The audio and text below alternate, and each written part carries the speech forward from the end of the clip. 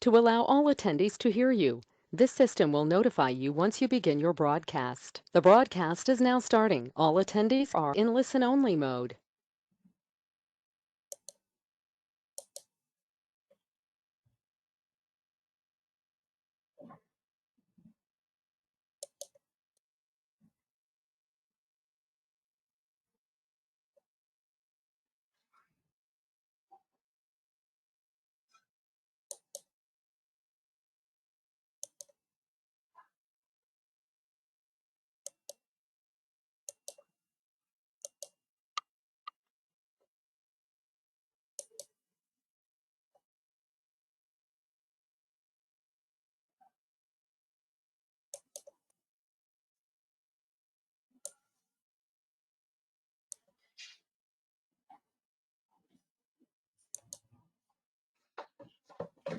So friends, good noon, good morning, good evening, depending upon wherever you are. And we are to start this interesting webinar on Excel add-in Visio Data Visualizer for Excel. Just send me a yes if you can hear me and if you can view me. It will reassure that my voice reaches you and I am visible to you all.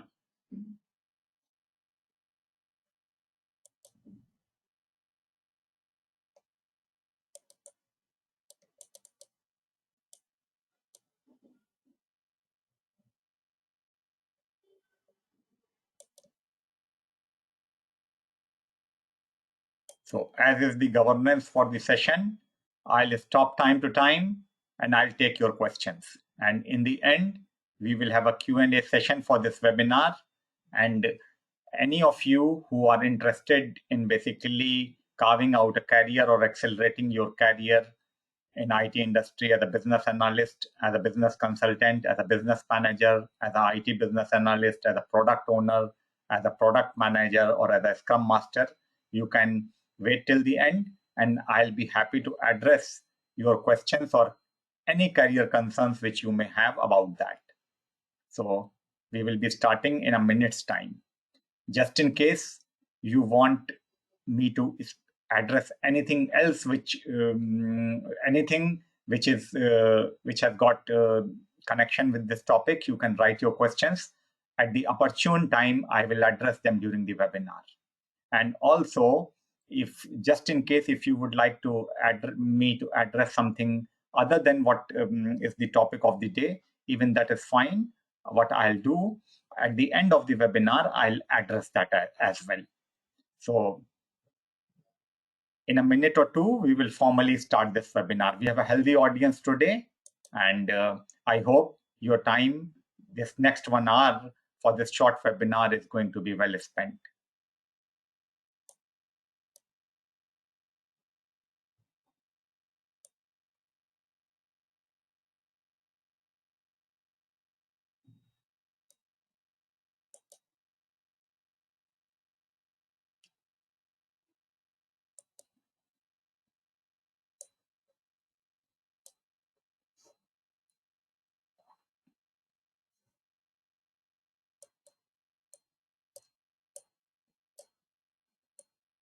I'll tell you, this is a very interesting functionality available with Microsoft Excel now, which is Visio Data Visualizer. It is powerful and simple. Simple because Microsoft has done a lot of homework for us. So we can just prepare, you see, organizational chart models, flowcharts, cross-functional flowcharts in Excel. You do not need any specific modeling tool to do that. So this is the power. So if you are working on a project, if you are working on a task, and if you would like to build, you see these visual models, you need not resort to a modeling software. All what you need is basically this, I shouldn't say simple, this reliable, robust, and you see feature-rich system, what we have been using for last couple of decades, that is Excel. So friends, let us start right away. And welcome each of you. So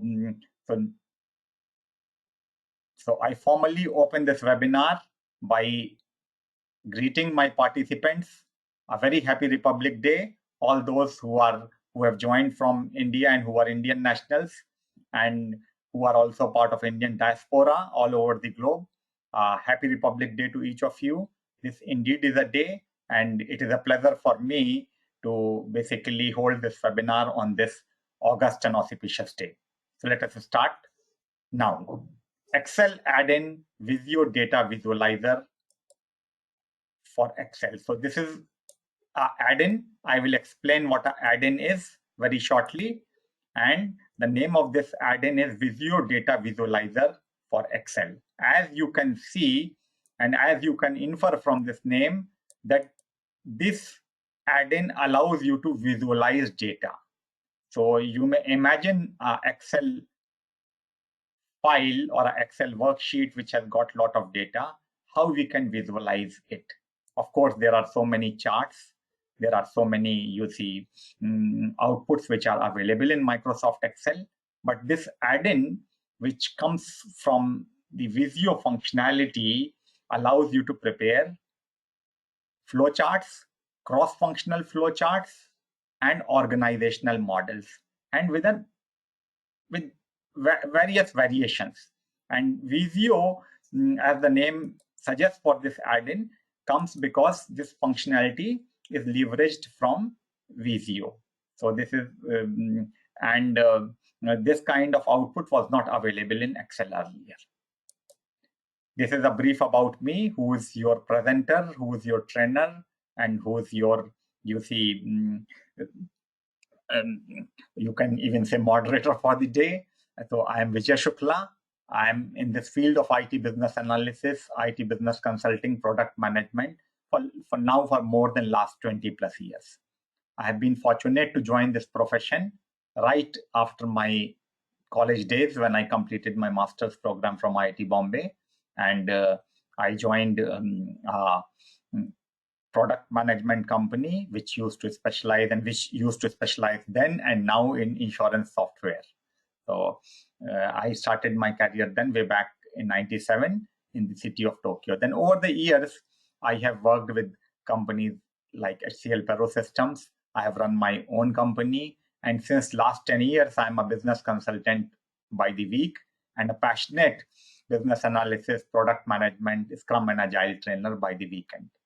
So this is my passion, and this is where I feel I have found the calling of my life, because I'm able to, in my own unique, small but unique way, I'm able to touch lives of so many other individuals, and I also learn from my participants and from my students. So without spending any more time on this slide, we move ahead.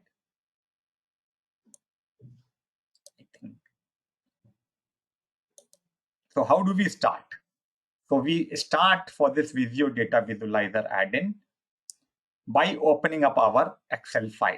So all those who have Excel with you on your laptop, you can just start open the Excel instance and open an Excel workbook.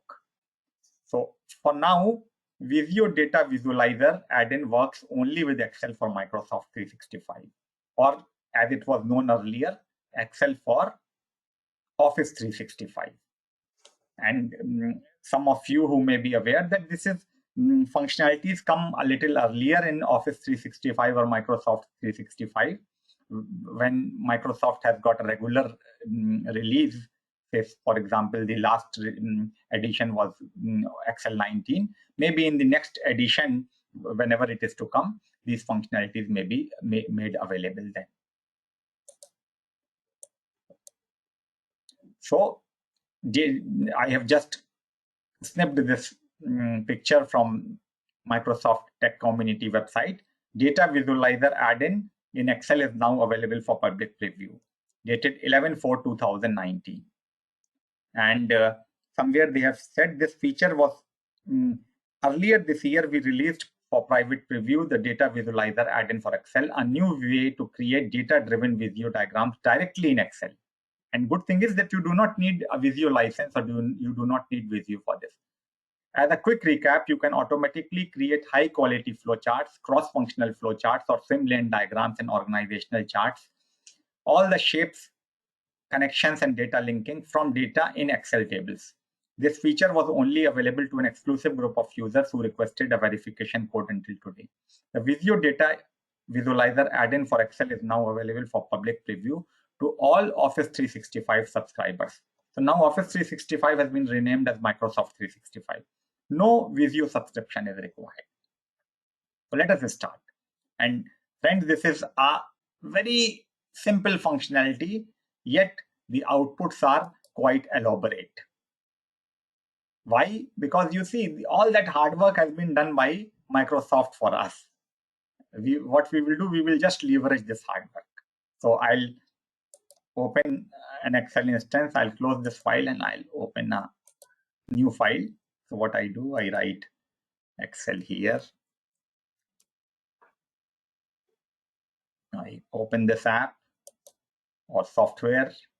I prefer the word software over the word app.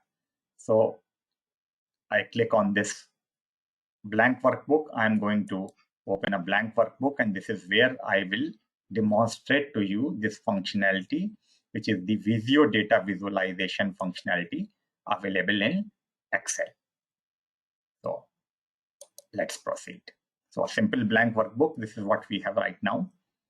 I have made this presentation for you so that you see, you can follow easily. If I demonstrate in Excel, then it may be possible that you miss that step if I do that quickly. So I go step by step. So you can see the edition of Excel which I am using right now. So I take you to the backstage view. This is the backstage view. In the backstage view, this is the accounts area. I am using subscription product, which is basically Microsoft 365 license. Mine is Microsoft 365 app for business. So any other Excel license for Microsoft 365 will also do. So I take you back. So this is what I demonstrated: backstage view, accounts, Microsoft 365. Moving ahead. So now you need to have this add-in in your Excel system. So many of you may be aware of the concept of add-in. Those of you who are not, I'll explain that add-in basically enhances the functionality of your core functionality of your software. So this means this functionality is not part of the regular software. You can install this add-in or you can plug in this add-in to basically enrich or enhance features available in your software. So many a times even third parties provide add-ins, and many a times you see even the original company who would have prepared the software would provide additional plugins or additional add-ins so that they are utilized only by those set of users who need that feature or functionality. So for Excel, the area where you can add lot of add-ins is this one. Insert tab or insert ribbon, the add-ins group here, and you can get add-in. So say for example, if you see this small icon which shows Visio, this is the very same add-in for Visio Data Visualizer for Excel. Those of you who have this area, you can click on add-ins here. And since we know the name Visio, you can just type Visio, do a search, and you can do an add here. And this add-in will be installed to your Excel system. I have already installed it. And as you can see, there are so many other add-ins which are available, many of them from third parties, and somewhere it is also written may require additional purchase. So it becomes more like a marketplace where you see third parties enhance the functionality or feature set of your software. And then there can be so many other add-ins which may just be available for free. So why Microsoft has written may require additional purchase for Microsoft Visio Data Visualizer. I will explain this to you here. The reason is that to work with this add-in on Excel, you do not require any additional purchase.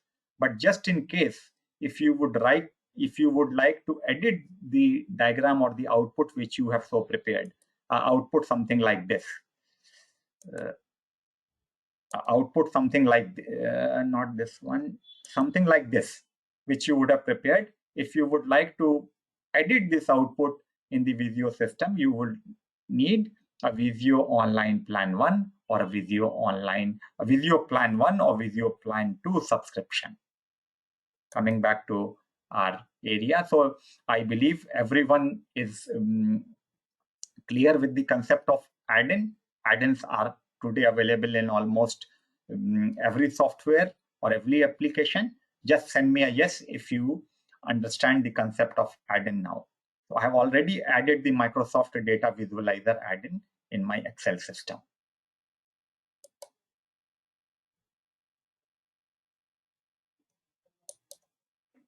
So we are well past the half-century mark when it comes to the attendees. I am thankful to each of you, and friends, be assured this is so simple a demonstration today that you guys will really love it, because easy yet impactful is what we want.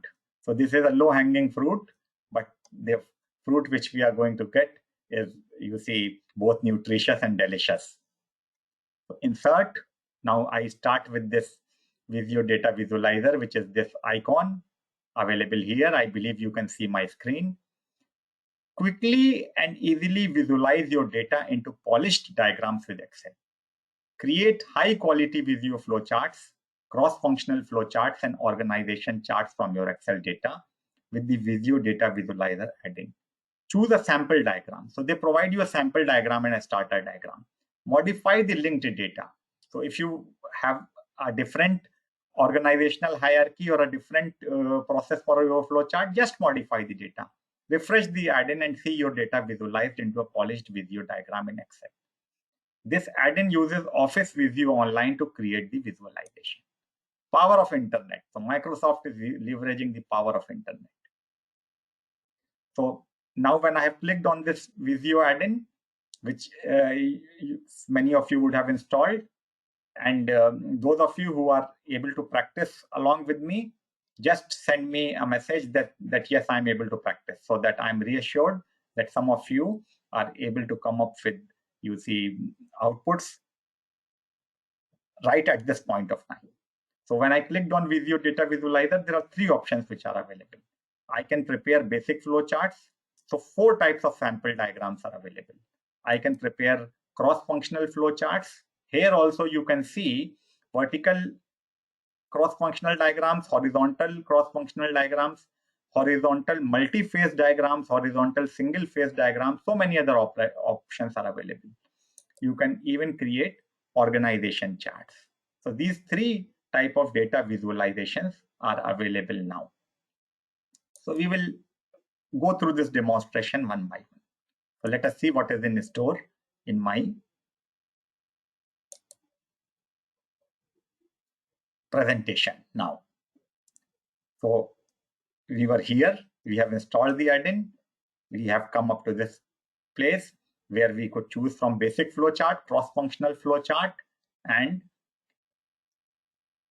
organization chart. So let us have this example. Let us prepare a basic flowchart, hierarchical type. So insert, add-ins, and then we click here. Out here at this icon. That is what I have done. Among the basic flowchart, there is this hierarchical chart which is available. So I'll click here now. Let us see what happens when I click here on the hierarchical chart. Now what you see, a diagram is getting prepared, and the underlying data for this diagram is this table. So whatever data which is provided in this diagram gets gets translated into this visual. So whatever data is provided out here in this table, Excel data, gets translated into this visual. So how do we read this visual? One thing is the header row for this data is important. In the header row, there are, you see, labels like process step ID, process step description, next step ID, connector label, shape type, all text are written. So your diagram will always have a table structure like this for a flowchart. So I will explain each of this shortly. Let us say how this diagram gets translated into data. I will give you a simple, I will edit this table and then see how this model gets refreshed. So this is the underlying data. This is the corresponding hierarchical model. Table format is important. In table format, all what is written has to follow a nomenclature. If you alter this nomenclature, your diagram will not come up. Moving ahead, I will explain this table. So for that explanation, I think this is a better slide. Process step ID. So process step IDs, every shape which you see here has got a unique process step. And as you can see, it is alphanumeric. You could even have given a numeric ID. That doesn't matter. It has to be unique. You have, as you can see, we go from P200, 100, 200, 300, etc. It need not be in an ascending or descending order. It has to be unique. Process step description, parent process. If you see here, this is the label which comes up at the shape. So this is the parent process. Next step ID, P200, P300, P400. So you may guess that these are the next steps for this hierarchical model. 200, 300, and 400, you can guess here. Connector label. Connector labels are the labels which come up here. So there are no connector labels mentioned. So connector label is missing. Shape type. Now the names which come here, process, it can even have a start, end, etc. All this come from the nomenclature or from the terms which you use in a flowchart shape. How will you know that? Either you should have knowledge for the terms which are used in the flow charting model, or you can search from internet, Google or Bing, from anywhere, or you can, if you have access to Visio, you can open the flowchart stencil or flowchart template where all these shape names will be available. Alt text. Alt text is basically the alternative text provided on images or visuals, which is utilized by screen readers and those who have some kind of visual ability to view these visuals or visual impairment. Screen readers read this alt text for them. So this is the explanation for the row header. And now I will demonstrate to you how we can basically generate our own model starting with this data.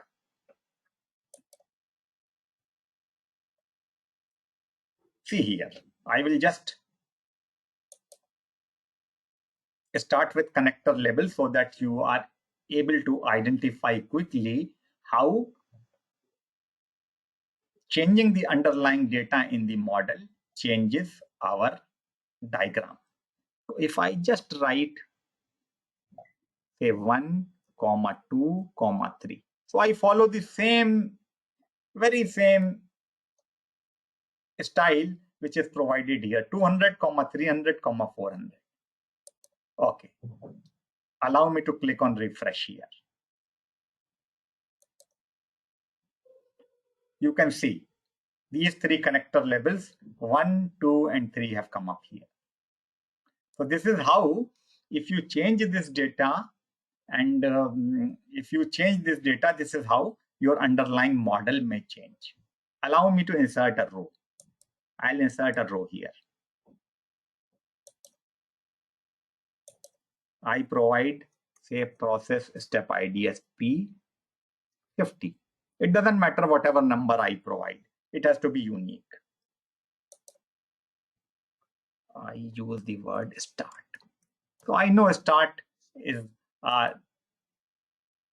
so this is the label. I could have provided any word. Next step ID. Next step ID, I will provide P100, which is this shape. Connector label, I provide nothing. Shape type, here I will provide start.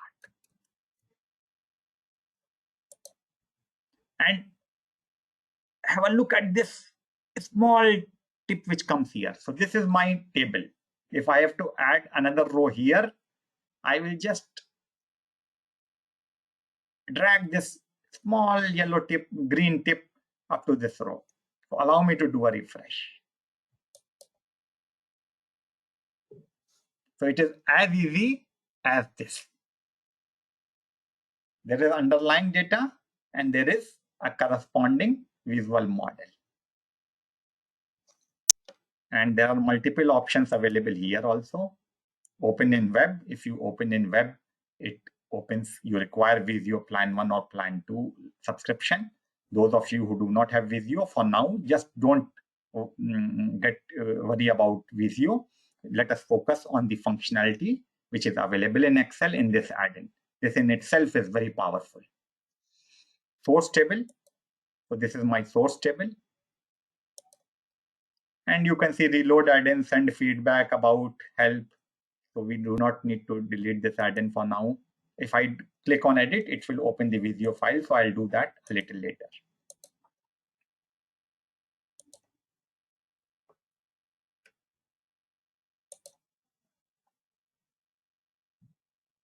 Allow me to add one more row here.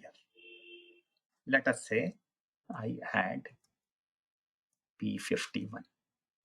So it has to be unique. That is it. And I add it as level 1 process new. I'm just adding new here so that you guys are able to see. And shape type process. Now, if I am to connect this with P100, I have to write P51 here. You can see, and I will add a connector level 4 here. Okay. Wish me good luck.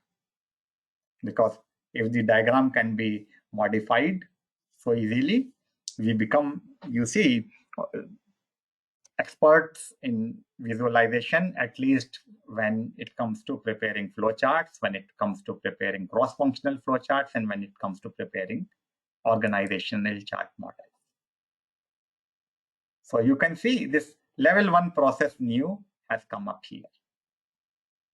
So up to this point of time, I have shown you a functionality or a feature which allows you to prepare flowcharts from within Excel.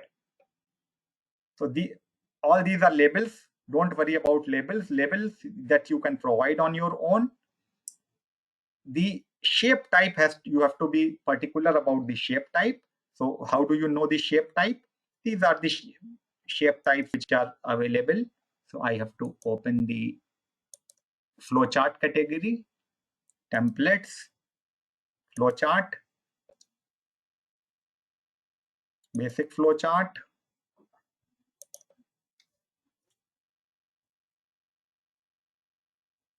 You need to be aware of these shapes, process, decision. Whenever you use this word as it is shown here, you have to, the corresponding shape will come up. And these are standard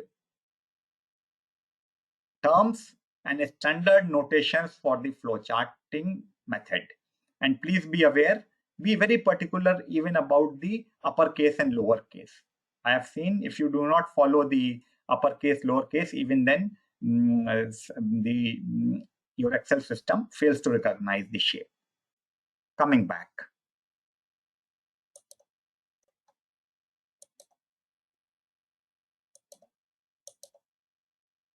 So we have understood the table format, and we have also understood how it gets transformed into a visual model and how this visual model can be edited for our own requirement. You can, edit this entire diagram.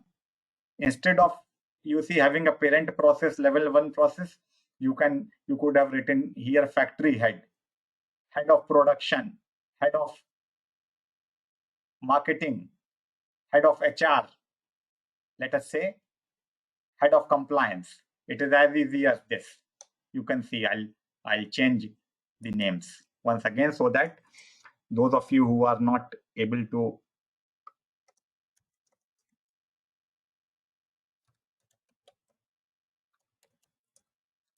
visualize the importance of this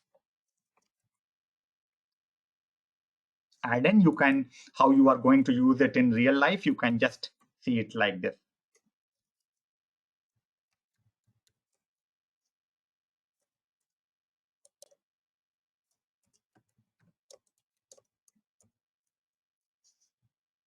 Something like this.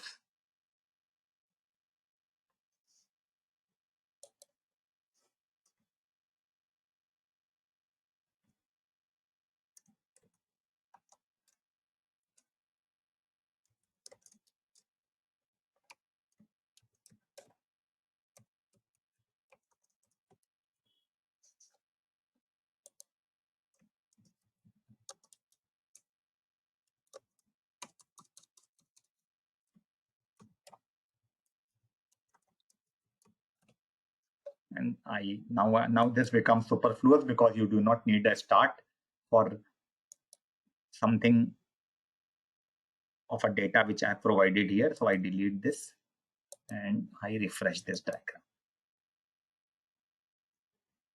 You can see. Let me check if there are any questions which I need to address up to this stage. So any written questions which are worth. There are multiple. So Navratan has asked how to install Visio.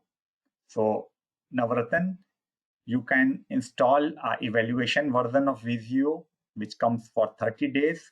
Post that evaluation, you can basically subscribe to the Visio license, either Visio 19, Visio Plan 1 or Visio Plan 2. You can ask your organization to get a Visio subscription or a Visio license for you. For this demonstration, for this functionality, you do not need Visio if you do not wish to edit this diagram in Visio. So this is a complete functionality in itself. Vijay has said the data is coming automatically in Excel. So Vijay, this table data which has come up is something like a sample data or a starter data. You can edit this starter data to reflect the reality of your organization, your process, and your enterprise. So this starter data or this sample data allows us to understand the format, and it also allows us to stick to the label, the header row, because the header row is important. If you change the syntax of the header row, your diagram will not come up. How to select data for a particular chart. So to select data for a particular chart, you can see here, either you can, this sample data comes to you, you can just click here on the source table this sample data comes up. If you were to add a new row, you add a row here, and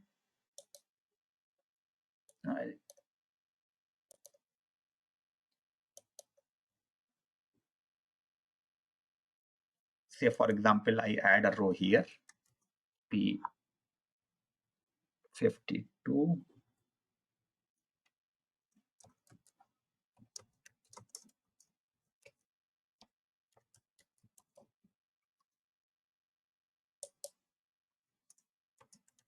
You can see intuitively Microsoft, this add-in has intuitively added that row, and then this green tip has come up. Up to this green tip, your data is there. And now here also I need to add P52. Otherwise it will, if I do not add it here, you will see this P52 head of compliance will be a shape which will not be connected with other shapes, something like this. So now head of compliance is a shape which is a floating shape. Moment I add it here, P52, which is the next step ID. So it means P100, which is the factory head, is connected with P52. So P52 is the next step ID. Moment I do this and do a refresh, you can see my diagram has come up like this. Let me see if there are other questions to be addressed. And at the end, all those who wish to speak, I would give you an opportunity to speak also. And those of you who are interested in basically carving out a business analyst career in IT industry, a product manager career, a scrum master career, and if you have any questions on that, I am a long-standing and a long-term trainer in that field. I would be happy to address your questions.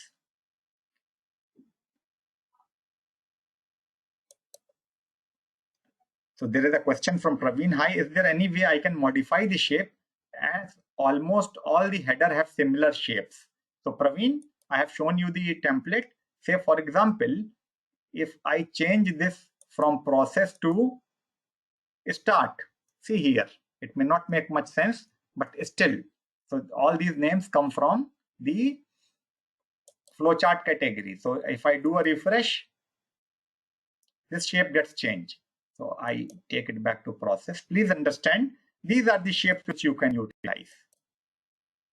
These are the shapes, and please use exactly the same nomenclature, uppercase and lowercase sensitive or case sensitive.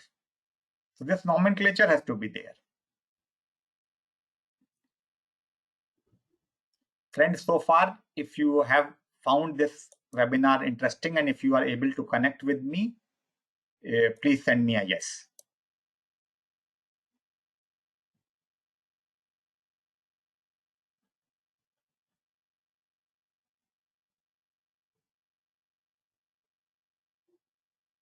So someone has asked if I would like to add a level 3, what I need to do.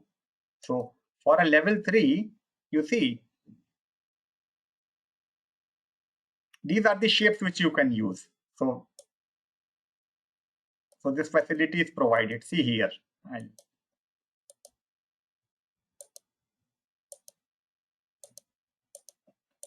All new rows have not come up with the filter. See here. Something like this. And if I do a refresh,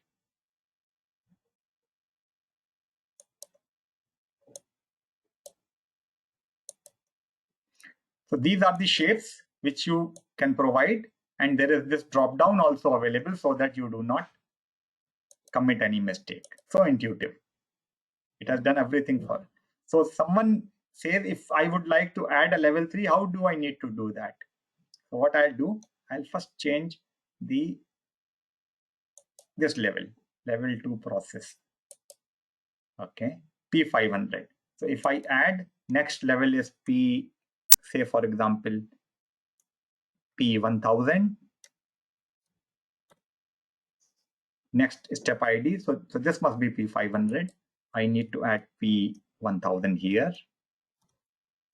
Say level level 3 process. That's it. I need to choose a process here. That's it. I need to do a refresh, and this level 3 process has come up.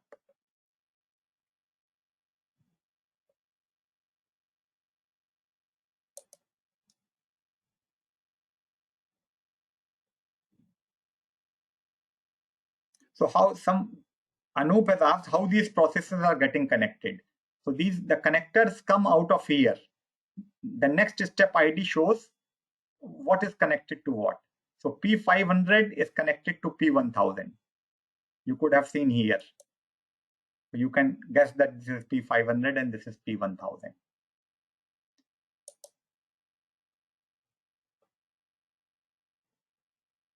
How many levels can we draw with this chart?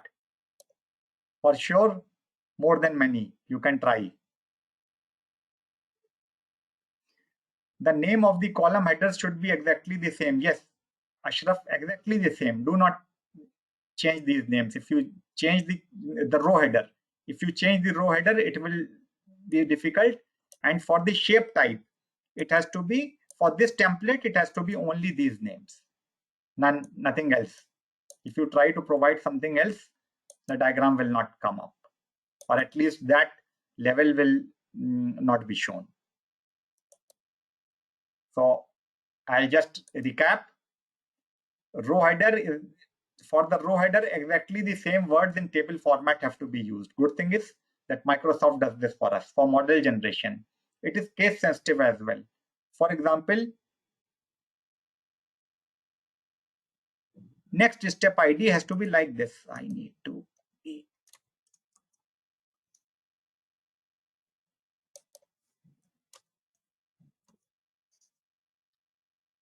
For example, next step ID as it is written here,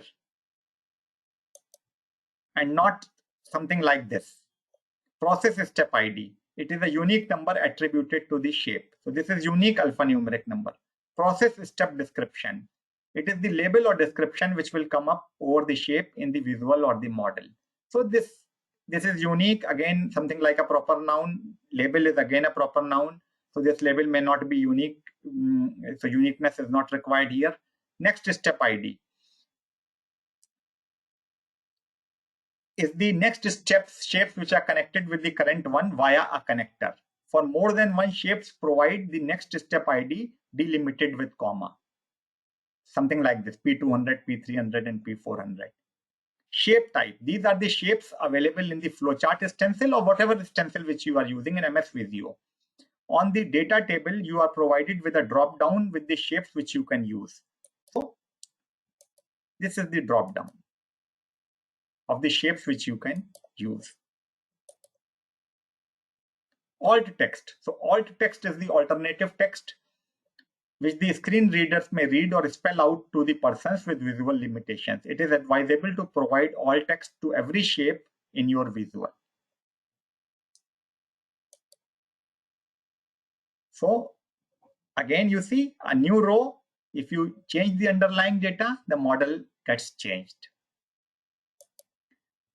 Let us take up one more exercise. How to build a cross-functional flowchart. So for a cross-functional flowchart, I'll add one more worksheet here. So this is my new worksheet. Again, insert tab, add-ins group, Visio Data Visualizer Add-in for Excel. I'll click it. This time there is this cross-functional flowchart. One of my, you see, objectives for this webinar is to make you aware about the notations, which are the visual symbols and terms for the basic flowchart, cross-functional flowchart, and organizational chart, etc. as well. So for the cross-functional flowchart, let us say I choose this horizontal cross-functional flowchart.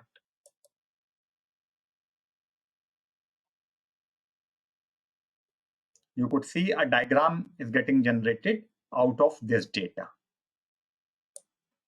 So let us understand the flowchart cross-functional flowchart method. For those who are not aware, I'll explain that. Process step ID. So process step ID is the unique ID associated with these shapes. Process step description. So these are the labels which come up over the shapes against these IDs. Next step ID. Next step ID are the next shapes which are connected to the earlier one.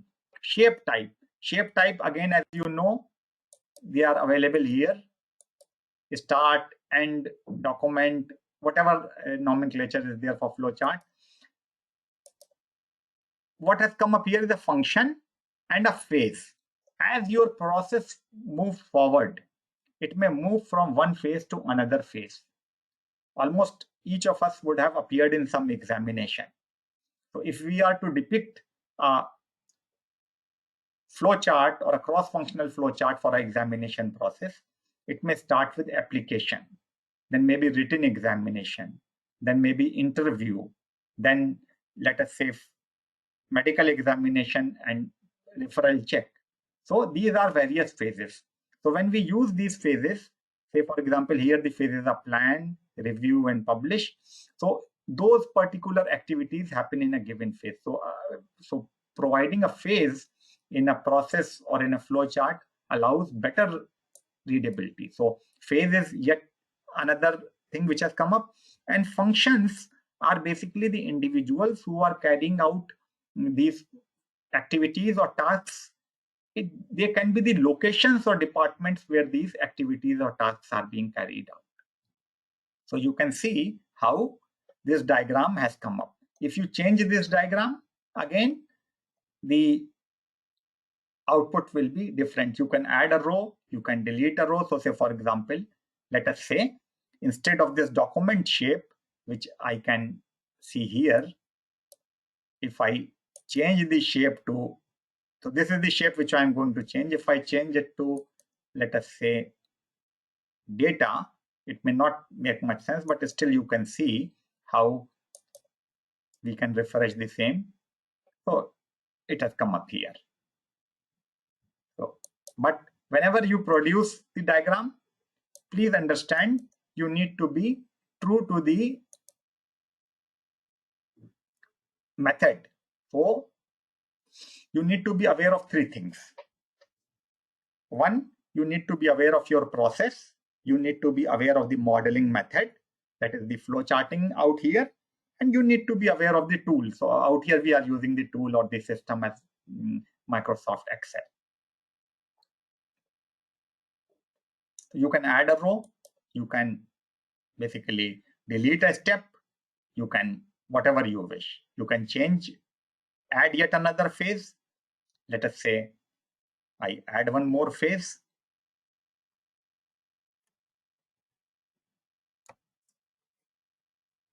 P600 I add here. Process step description, let us say.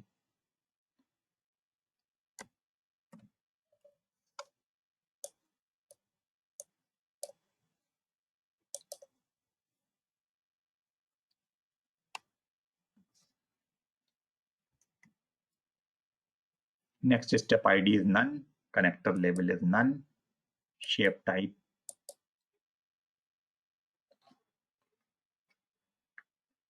And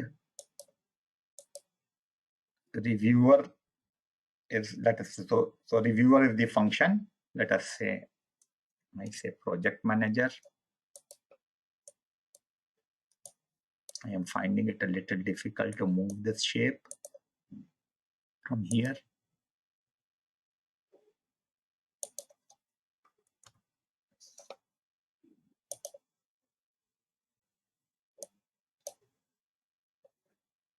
I'll delete this and then I will delete and then reload it again. Delete. Let's say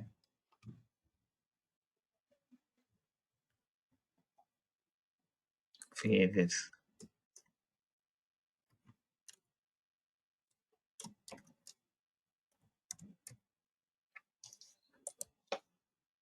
I need to copy this row because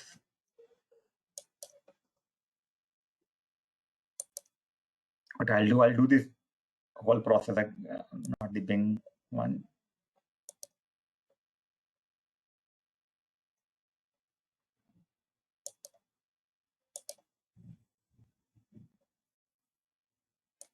I need to add a new row.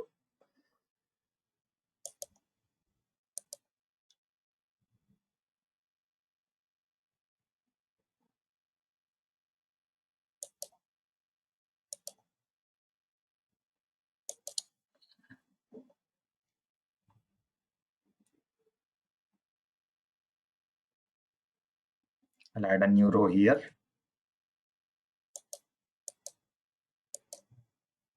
This one.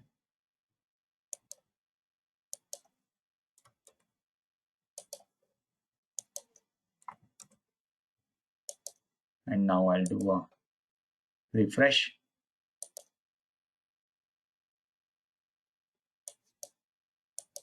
You see, even because it is not allowing me to write here. After I'll try to write. Okay, publish.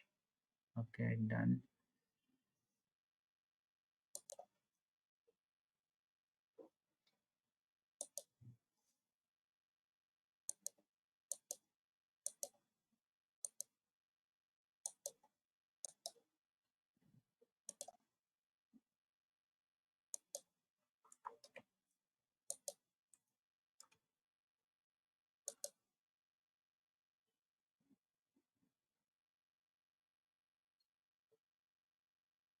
So I'm using this Excel for Office 365. It happens, and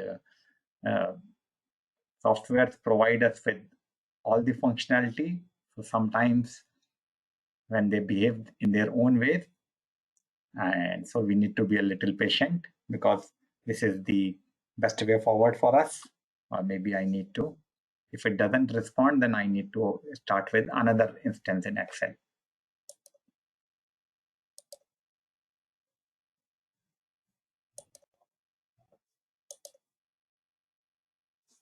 I think I need to do a Control-Alt-Del. Please bear with me.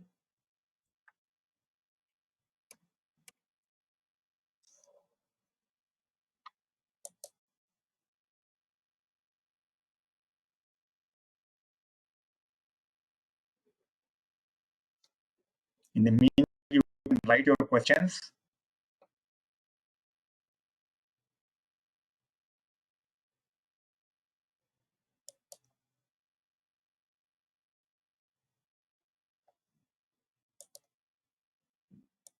I'll again start my instance of Excel.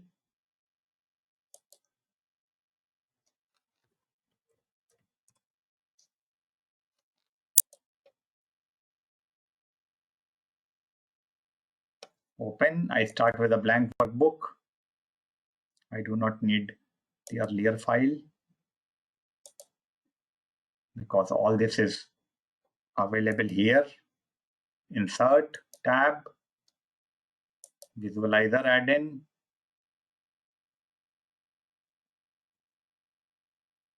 You can choose any of these. This time, let us use an organization chart template.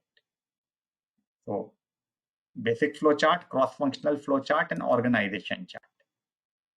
So again, if you can see, this is the data, and for that data, this is the org chart which has come up. Now what I will do, I will add just one more manager here who reports to the director. And here, if you can see, the row header has labels like employee ID, name, title, manager ID, role type.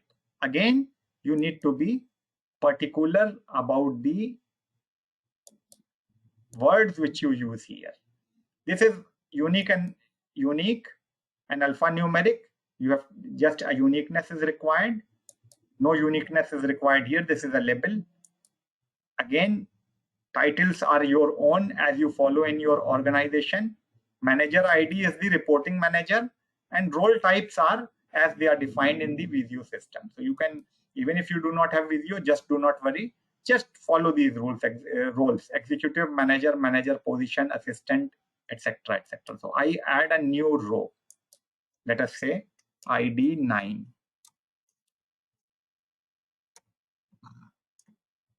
PVSS, abbreviation for my name. Let us say I become an advisor.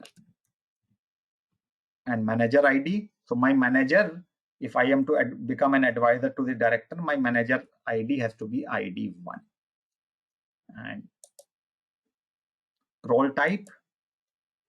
So you can see executive manager position, assistant, staff, consultant vacancy. I choose it as consultant. And I do a refresh. So an advisor with a visual that of a consultant has been added to the director.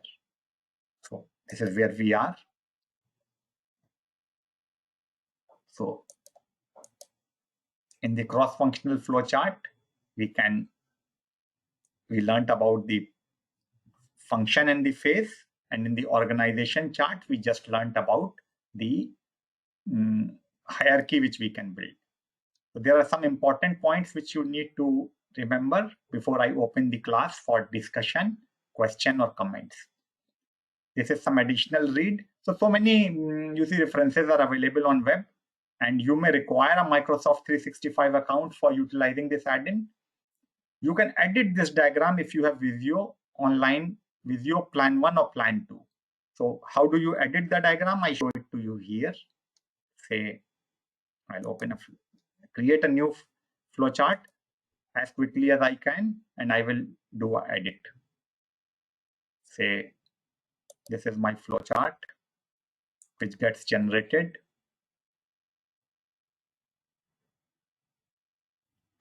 And now if you wish to edit, click here, checking the license information. So you need a license for Visio Plan 1 or Plan 2. If you do not have Visio for the moment, for now, just don't worry. You utilize this functionality in Excel. So a file is getting created in my OneDrive, where I'm using this Vijay Shekhar Shukla OneDrive for Business Visio Data Visualizer drawing6.vsdx. So you can edit this file online. And here you can see, use it on Visio Online. So this is what you see here is Visio Online. What I showed to you here, this one is basically the desktop edition for Visio. There's so many templates which are available here. You can see so many diagrams can be prepared via Visio. But for now, for today, our topic of discussion is not Visio, it is basically this add-in. Coming back to, if you are provided with data about a process or organizational hierarchy, you can convert this into a visual. You see, many a times the client, the other party may not have time to share the organizational chart or the process flow with you. They may be residing in different time zones and in different countries, or in some exceptional cases they are just not, they are not willing to cooperate with the consultant. Whatever that reason, if you are just given Excel data, you can convert this into a visual. Professionals with a data mindset. We have so many guys who have a very unique data mindset. They can prepare using visuals using this add-in. Now I open the class for any kind of question, observation, or comment. You can ask me about this session, which I will take it up on priority. All those who are interested for a business analyst profession, business analyst career, product manager career or profession, after I address questions on this webinar, I will basically be addressing your questions on that area. So let me see what are the written questions, and attendees, you may please raise your hands also, because I would like to hear from you as well.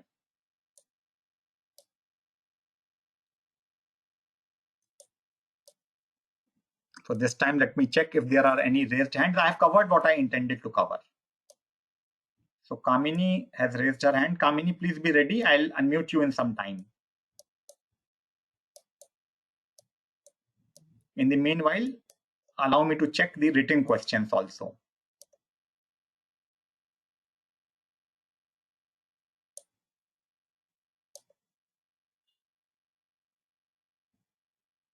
So I have a question from Praveen. How do we save the file which is created? So you save the file which has been created.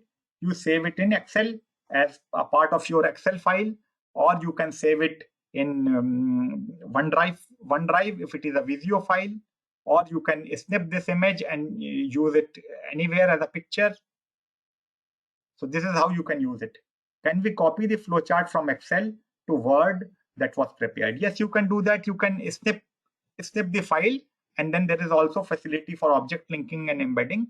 Just see if you can utilize that.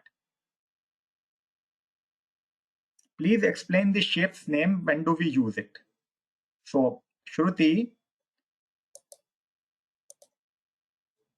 say for example, you need to learn a little more about the flowchart template. So say for example, every flowchart will start with start or end. Individual step in the process is called as the process. If there is a decision to be made, we use decision.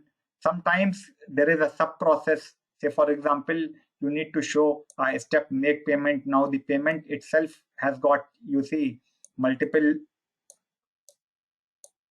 options. So then you can utilize a sub process. So all what I suggest, it may take a little time for me here to teach you the flowcharting method. All what I may suggest, you can just Google or just do a Bing search wherein you can learn a little more about the flowchart process, the flowchart terms and notations. It is very easy to remember. Coming back to the questions.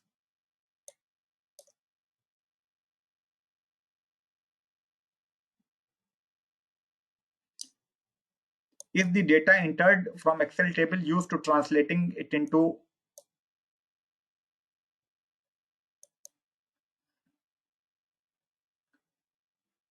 Yes, sir, what kind of logical conclusion is this flowchart? So cross-functional flowchart is able to demonstrate to you if multiple functions or multiple departments are part of the process, you can use a cross-functional flowchart. So now let me check if there are any written persons who would like to speak. And also, friends, I have a special announcement for you that I have a webinar scheduled for you guys who are interested in this profession of business analyst, how to be a successful business analyst, this Saturday at 2:30 p.m. India time. So now I will be coming to the raised hands.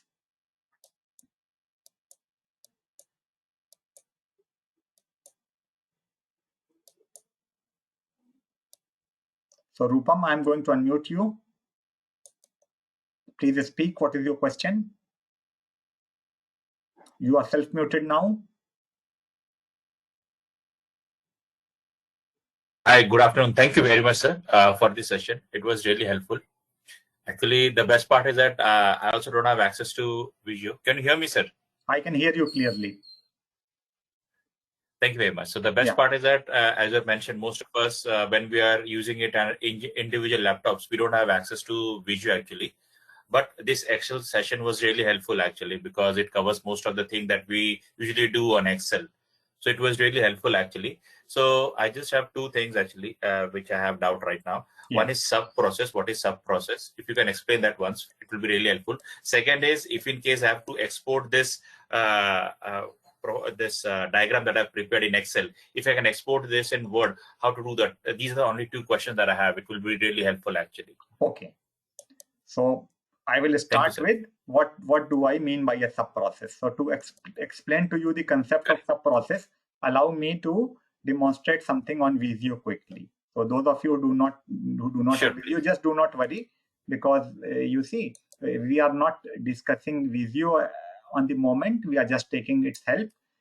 Our task right now is to understand what a sub-process is within sub-process shape is within a flowchart template. So a typical flowchart template starts with the start, individual step in the process is process. So this is the individual step. I will explain what a sub-process is. And there you can use decision. Decisions are also very clear. Let us say, just visually imagine that this process is that of a ticket booking process. Now in the ticket booking process,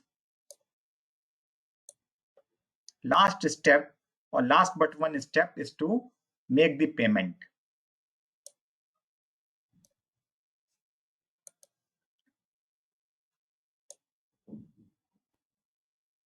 Okay.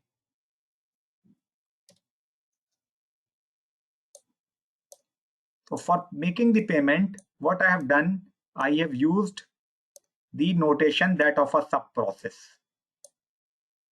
So you always need to prepare a well-aligned diagram.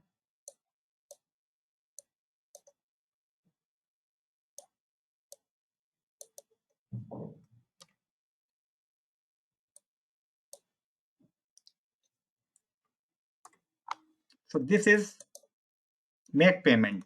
Now if you have made payment from on a website, making a payment is not a single step activity. It may ask you to choose a wallet or a net banking or a credit or a debit card. Then you see some further validation may occur, like asking an OTP, etc., etc. Are you with me, Rupam? Are you around? Yes, sir. Yes, sir. I'm here, sir. I'm listening, sir. Yet another process or a flow chart will explain what make payment sub-process is. So wherever there is yet another flow chart or a yet another model which is to explain what are multiple steps involved there, then we use a sub-process shape. So this was your first question. What is your another question? My next question is, just to clarify or summarize. So for example, you gave this flowchart for ticket booking, wherein the last stage, when we are completed with everything, the last stage comes out to be ticket booking. It means the payment page, wherein we enter all our card details, and at that time, the last stage is it shows that it reflects some OTP and all those stuff. So that extra step that's performed, that's known as sub-process. Is that right? No. This means make payment is a process in itself. Somewhere else, we will demonstrate this process. You see, if there is something going on in background as well. No, don't use the word background. We have to be very particular about the words which we choose and which we use. You see, if you give this flowchart to a software developer, can he translate this into a piece of software? No, he can't. No, this is a very high level actually. Because he doesn't know what goes behind this sub-process make payment. So to elaborate this, yet another flowchart or yet another process model will come up, which will explain what are the steps in making the payment. So wherever this is the situation, we use this notation sub-process. Sub-process is part of yet another process. Is a process which is part of yet another process. So for this sub-process, we have to make another flowchart? Yes. And that will be connected to this one? Yes, we can connect them. Okay, I got it, sir. Thank you, sir. I got this one. And now this flowchart that you have made over here, sir, how can we export this to a Word file actually? If in case you have to show it to someone, if I have to send it to my client. This one which you have made in Excel? Yes, any flowchart. No. Yeah, anything that we have made in Excel. What you can do in Excel for this one, it may be, so there is this option. You can try the option in MS Word. There is old functionality which is available in Word, which is object linking and embedding. So yes, easiest way, but which may not have the direct link, is basically to do you can snip and paste it. Otherwise, there is this functionality here, insert. object. You can test this out. For Visio, it works fine. For the Excel chart which you have prepared just now, I think you need to do a test. Sure, sir. I'll try this option. Yeah. So friends, an announcement again that this Saturday I'm going to hold a webinar for you, which is for how to be a successful business analyst. Yeah. Let me see if there are any other raised hands.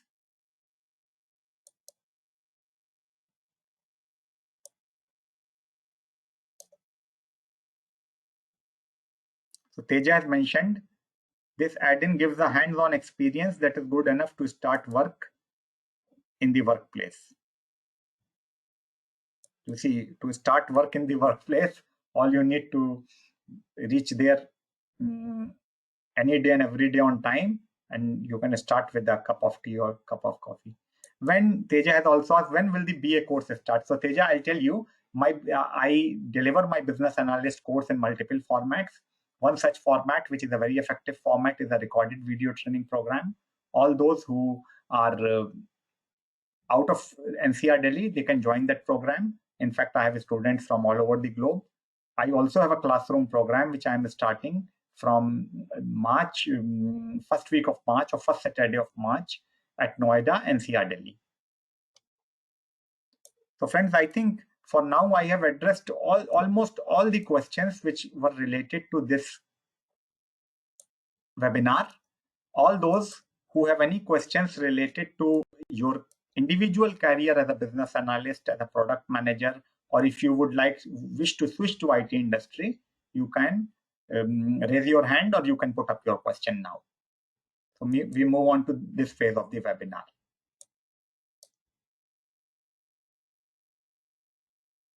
So any questions onto that area, you are welcome.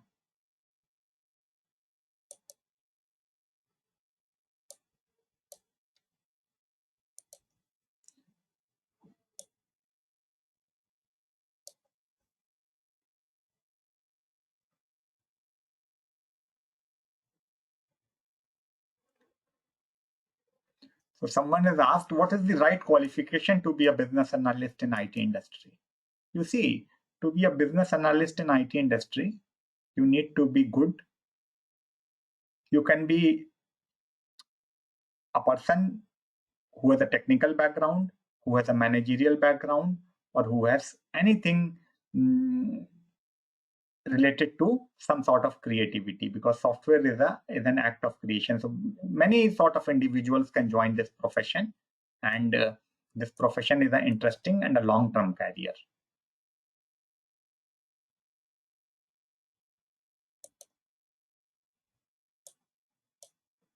How to be good at documentation such as BRD and FRD, and what skills should one possess to be a business analyst? So I will answer both the questions. So maybe I start with Richa. Richa, if you are around, I will unmute you, because then it will be like a dialogue. So a dialogue is always, you see, easy to take up. Let me see.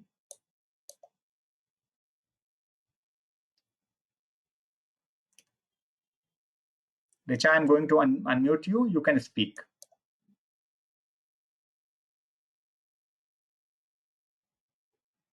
Hi, sir. Yeah. The session is very good, and my question is, which skills one should have to be a business analyst? Okay.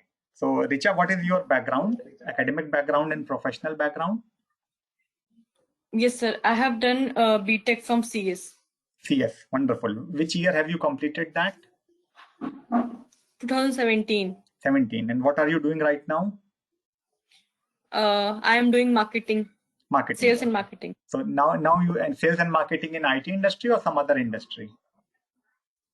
In IT one. So now you wish to move to a business analyst or a business consultant role. That is your career objective? Right, sir. Okay. I'll start with one simple observation. One of the challenging and difficult roles in IT industry is to be a pre-sales professional or a sales professional.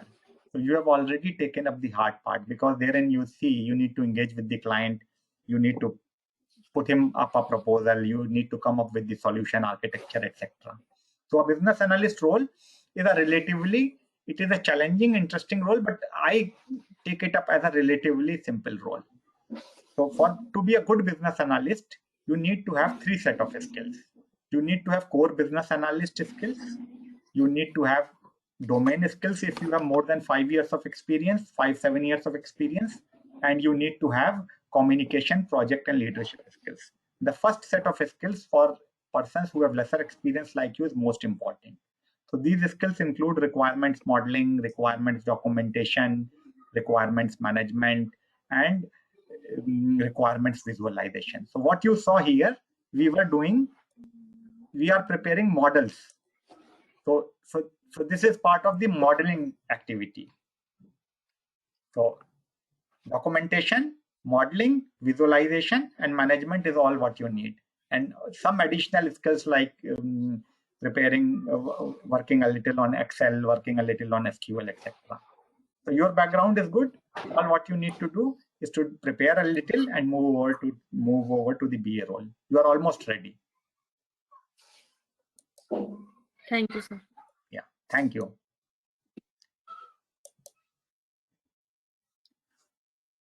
So I have a question from Chetali, and I will later on address Ashraf your question as well. How to be good at documentation such as BRD and FRD?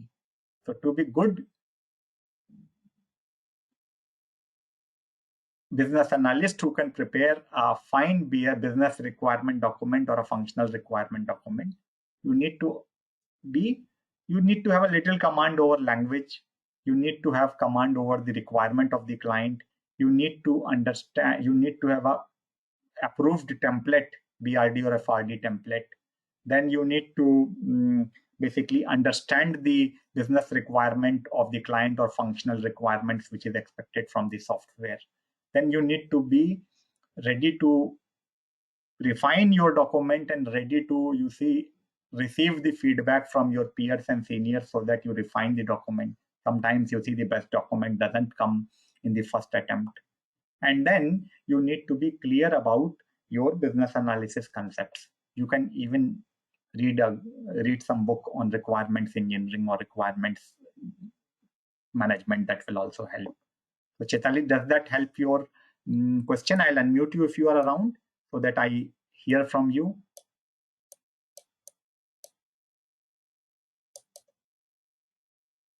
Yeah, Chetali, I have unmuted you.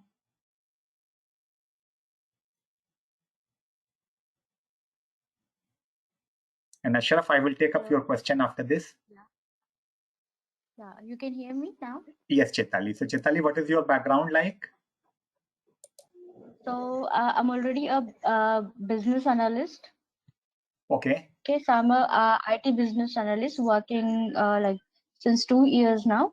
Good. So just was struggling with the documentation part, like everything should be very crystal and clear. So thought to raise this question with you, so I can improve in that area. So does my answer help you? Yep, sure. Thank you so much. Additionally, what you can do,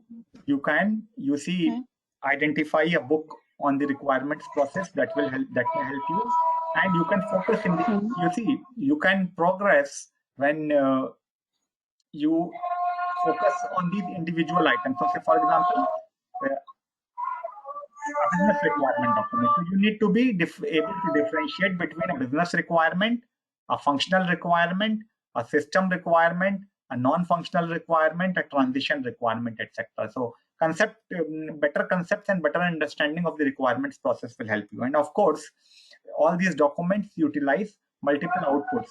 So these outputs can be a model or chart model like this, or a BPMN model or a flowchart. So you need to be conversant in those areas as well.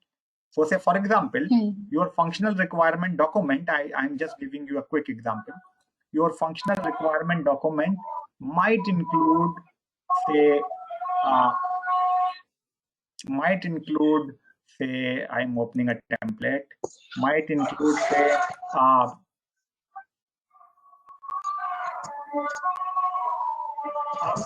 it might include a wireframe for a website or for a mobile app.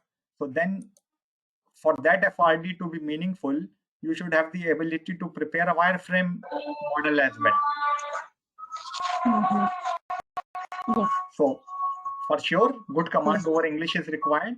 Appreciation of business situation is required, but then you need to be better equipped with your skills also. What is your total experience? 2.5.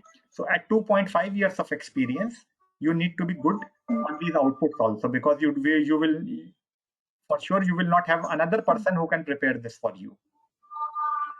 Yeah, true. Yeah, so you can focus on your skills as well. Yep, sure. Yeah. Thank you for your note. Yeah, thank you.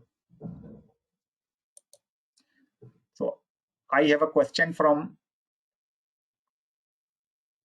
Ashraf, something not related to this session. Since you mentioned Scrum, one question: is Scrum and Agile applicable only for development project? What about Scrum for application maintenance and support projects? You see, Scrum as a framework or Scrum as a methodology, whatever word you may use, is good for projects which can be delivered incrementally, and wherein you see the incremental delivery is good enough to be utilized for the projects. As far as the Scrum framework is concerned, it is quite popular when it comes to software development. For application maintenance and support projects, as I have seen, Kanban methodology is also quite popular and quite effective. So you can go for Kanban. So I have a question from Ravi.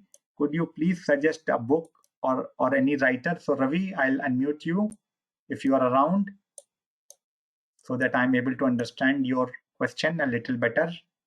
I have a guess what you like to ask, but still, it is always so reassuring to hear the other person's voice on the other side. So I have unmuted you. Yes, sir. Can you hear me now? I can hear you. Yeah, you were just discussing about this function requirement and business requirement documentation, and you suggest that you can go through the book like requirement engineering. So I thought just to check with you that is there any suggestible book that we can go through to improve this documentation process as a fresher or as a senior as well? Oh, so I know you are now a super senior. Yeah, I know. So I'm just. So I'll tell you. There is an author, Ian Somerville, and I think Mr. Somerville lives in London only, if I'm not wrong. So he has written multiple books on requirements engineering and requirements process. You can see some of the books written by him. Okay, I will definitely have a look. Thank you so much. Yeah, thank you. So friends, let me see if there are other questions which I need to answer. Otherwise, we are at the end of the webinar. Sir, so this is an interesting question from Vijay, and Vijay, I'll be ready. I'll unmute you. Sir, how is the difference between a non-IT business analyst and an IT business analyst? So Vijay, I'm going to unmute you. And Shruti, I'll unmute you after Vijay.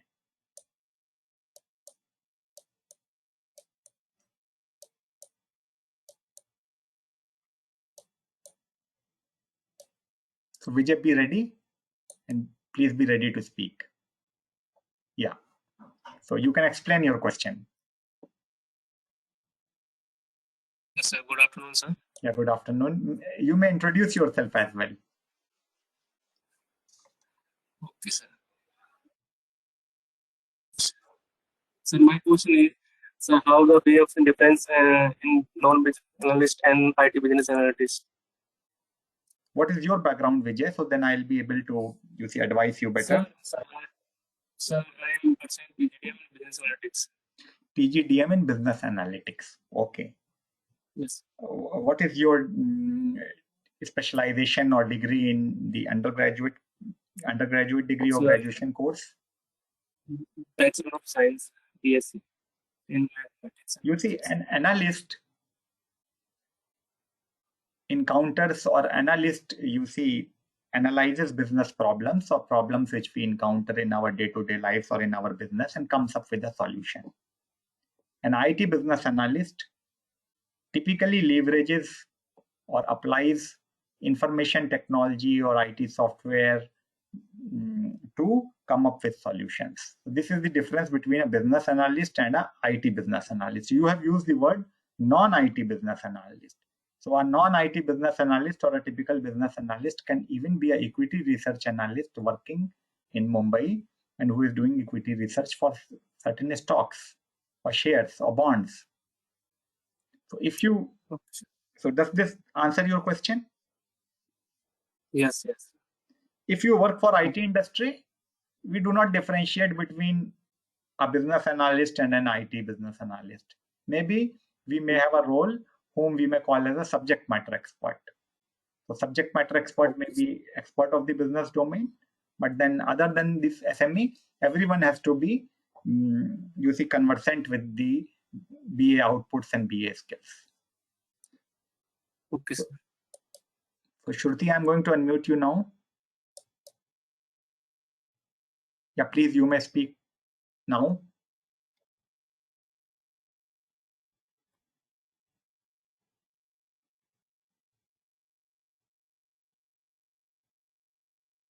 Hello. Yeah, hello, Shruti. Yeah, so thank you so much for the opportunity. I'm Shruti. I am working in Dell as a business analyst only. My question is, how do you categorize functional and non-functional requirements? So you see, non-functional requirements are reliability, availability, maintainability, safety, security. You can even add accessibility, and so these are non-functional requirements. Functional requirements are the functionality of the system. So say, for example, when we have prepared this organization chart out of this underlying data, this is the functionality of the system.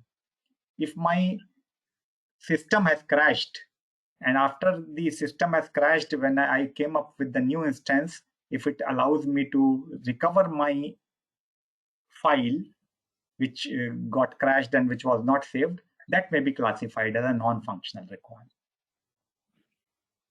Does this answer your question, or do I need to provide you with some more examples? I just need one example. Maybe you can take some mobile applications or ATMs, so that it will be easy for me to understand. So for a mobile application, let us say you prepare a mobile app. You work for a startup company. Now, a non-functional requirement can be scalability. How many concurrent users this mobile app or this web-based software can handle at a time? So that is a non-functional requirement. Okay.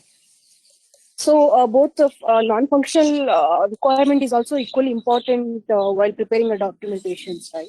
Yes, non-functional requirements are important. In fact, sometimes if your application is not able to adhere to non-functional requirements, your project may even fail.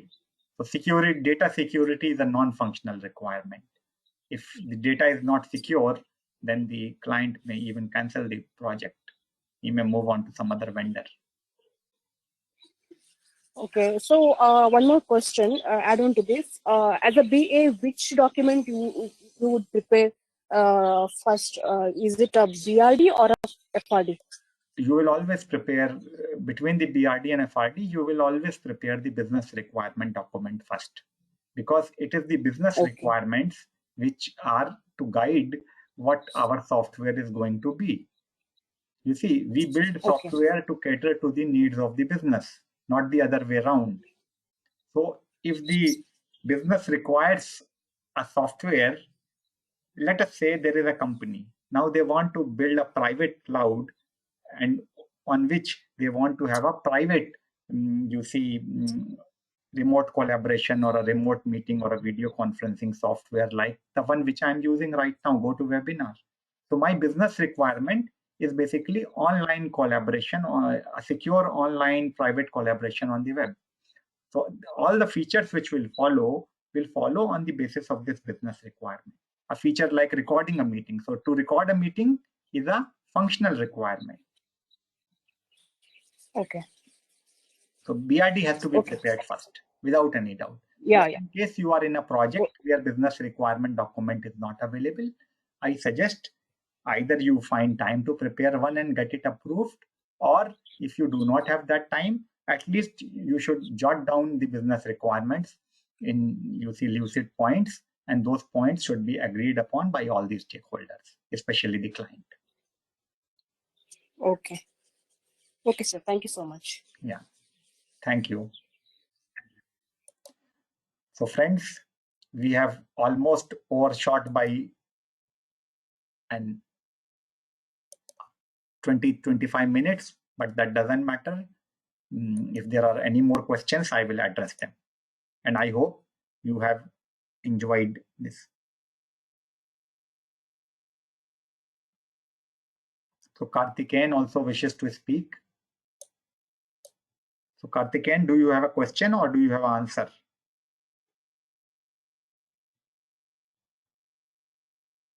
I am going to unmute you shortly.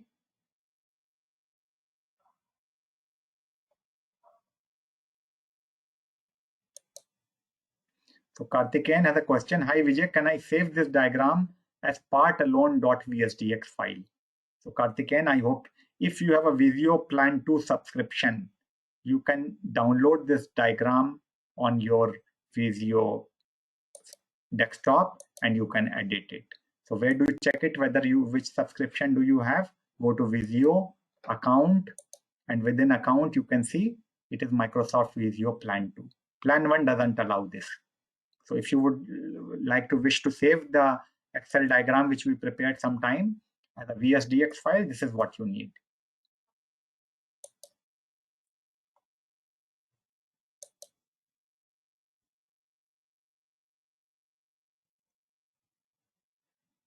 Is this functionality not available in earlier versions of Microsoft Excel? Yes, it is not available there.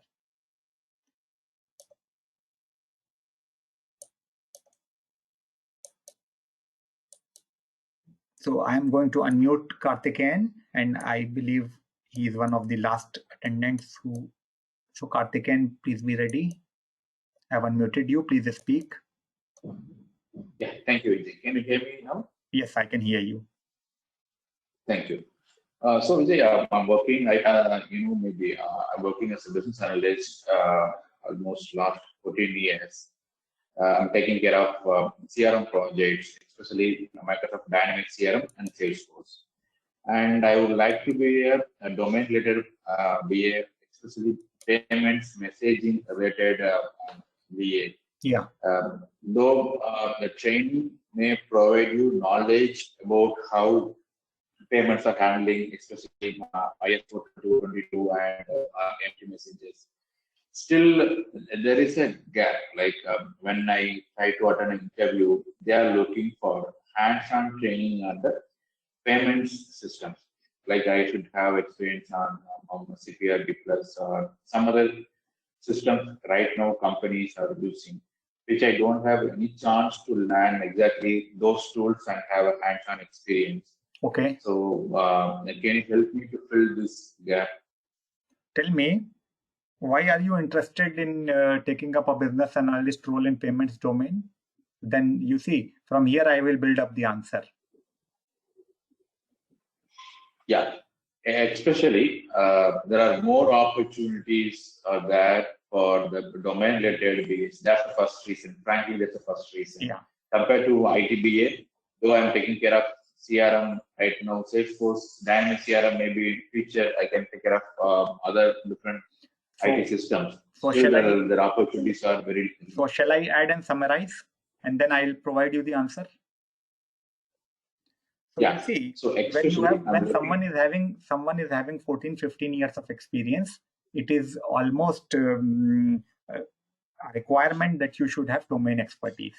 Since you have been working on a product like Microsoft Dynamics CRM, which is still not a mainstream product, number one, and not a real enterprise level product. So the requirement is a little less compared to other domains. As far as payments domain is concerned, since there are so many, you see,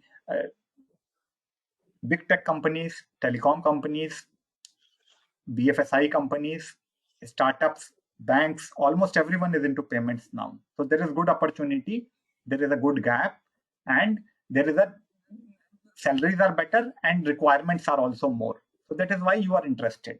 Now, when you say that though you have taken up some payments domain training, still you are not able to find, basically, still you are not able to clear the interview for some gap. Two things are there. Either you put in that kind of effort. When I say effort, it is typically effort in time. Now at your level, you can't join some other team as a guest invitee or as an apprentice or as a trainee. All what you can do, you can just keep on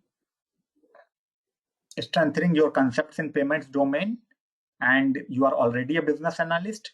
So this requirement is a requirement where you see you need people with multiple set of skills. So it is not very easy every time for every company to find the best fit. So you may not be the best fit, but employers are not ideal either. So just learn a little more on payments, and you can someday you will find your ideal employer. Please be persistent. Don't worry if you do not have all the requirements which an individual interviewer may ask. Just ignore him. Keep working on your skill set. We also have a payments domain training program. I do not know if you are part of that, but again, that program will also come up with the very same set of, you see. So that is a good starting point, but it may not be able to address requirements of all the employers. Say, I'll give another example. Let us say if you have been working in single euro payments area, SEPA. So if you are working in SEPA, you may not be a best resource person for wallets, or you may not be the best resource person for maybe how check clearance happens in a bank. So don't worry, build on your skill set and wait for your time. You have the right background. Yeah, you have the right background. All what I can say. Don't worry if you do not fit in the requirement set of 1, 2, or 3 employers. So friends, I think up to this point of time, I have handled almost every question. If there is a raised hand, I'll address him. Otherwise, we will close this session for now. So I have already answered to Rupam. So dear friends, thank you. Thank you for attending this session. And it has been a fruitful session. I hope you would have enjoyed it, just as I have enjoyed the same. We meet some other day, some other time, and we meet again. And those of you who are interested in the business analyst domain, you can even take up my domain training programs in business analysis, or you can take up my business analyst programs. Each of them are very cost effective, and they are lethal when it comes to cracking a job interview. Bye-bye. Take care.